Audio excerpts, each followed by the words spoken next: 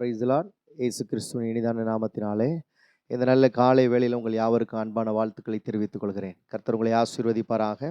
இந்த நாளிலேயும் ஏசாயா தீர்க்கதரிசன புஸ்தகம் 32:20 வசனத்தில் சொல்லப்பட்டிருக்கிறது, நீர்வளம் பொருந்திய இடங்களில் எல்லாம் விதை விதைக்கிற நீங்கள் பாக்கியவான்கள் என்று சொல்லப்பட்டிருக்கிறது. நம்ம நேற்றைய தினத்தில் பார்த்தோம், நம்முடைய விதை ஆவிக்குரிய வாழ்க்கையில் எப்படிப்பட்டதா இருக்கிறது என்று சொல்லி பார்த்தோம். நம்முடைய விதையானது கனி கொடுக்கக்கூடியதாக இருக்க வேண்டும். நம்முடைய விதை சரியான இடத்தில் நடப்பட்டால் மாத்திரமே கனி கொடுக்க முடியும். சங்கீதங்களின் புஸ்தகம் 1:3 விதையானது நீர்க்கால்கள் ஓரமாய் நடப்பட்டால் மாத்திரமே தன் காலத்திலே கொடுக்கக்கூடிய கனியை அது சரியான நேரத்தில் கொடுக்கும்.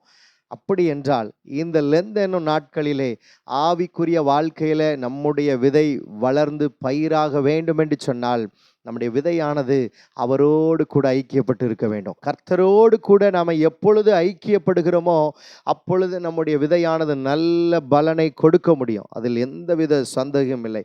எசேக்கியேல் தீர்க்கதரிசன புஸ்தகம் 36:9 சொல்லப்பட்டிருக்கிறது, நான் உங்கள் பட்சத்திலிருந்து உங்களை கண்ணோக்குவேன், நீங்கள் பண்படுத்தப்பட்டு விதைக்கப்படுவீர்கள் என்று சொல்லப்பட்டிருக்கிறது.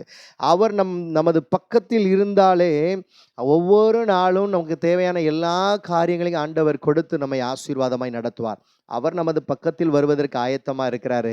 இந்த லெந்தனும் நாட்களில் நாம் அவரோடு கூட ஐக்கியப்படுகிறோமா, அவரோடு கூட இணைந்திருக்கிறோமா என்று சொல்லி யோசித்து பார்ப்போம் என்று சொன்னால் அவரோடு கூட நாம் இணைந்திருப்போம். அவர் பெரிய காரியங்களை நமக்கு செய்து ஆசீர்வாதமான வாழ்வை ஆண்டவர் நமக்கு கொடுத்து ஆமென் அவரோடு கூட நம்ம ஐக்கியப்படுவோம்.